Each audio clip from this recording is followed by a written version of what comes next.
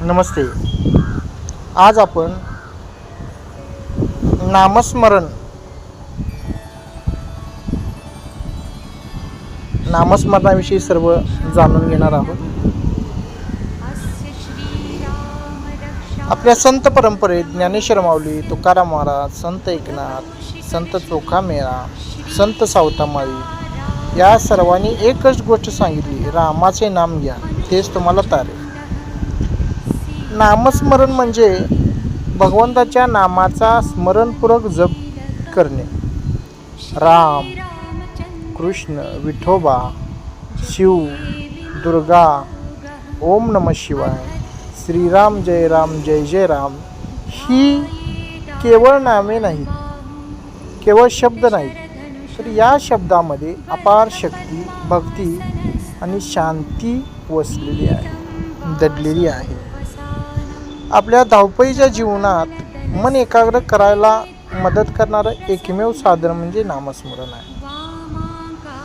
तुम्हाला जीवनात सकारात्मकता आणायची असेल, नकारात्मक विचार दूर ठेवायचे असतील तर नामस्मरण हे प्रभावी साधन आहे. तुमची आध्यात्मिक उन्नती जर करायची असेल तर नामस्मरण केल्यानंतर हळूहळू अहंकार कमी होतो आणि आत्मा शुद्ध होतो.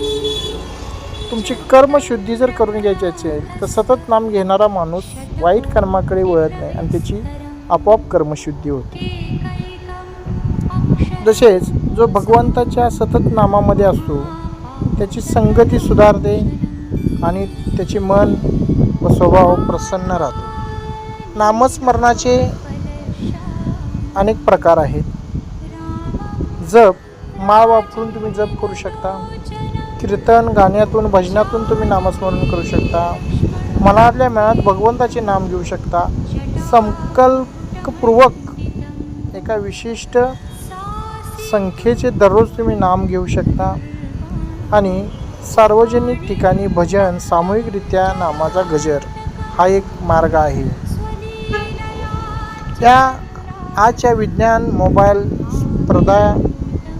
स्पर्धात्मक जीवनाच्या गोंगाटात हरवत चालू आहे. पण नामस्मरण हे एक माध्यम आहे जे आपल्याला आत्म्याशी, आपल्या देवाशी आणि मुळाशी जोडतं. ज्या वेळेला तुमचं मन निराश होईल तेव्हा केवळ एकच उपाय आहे, भगवंताचं नाम घ्या आणि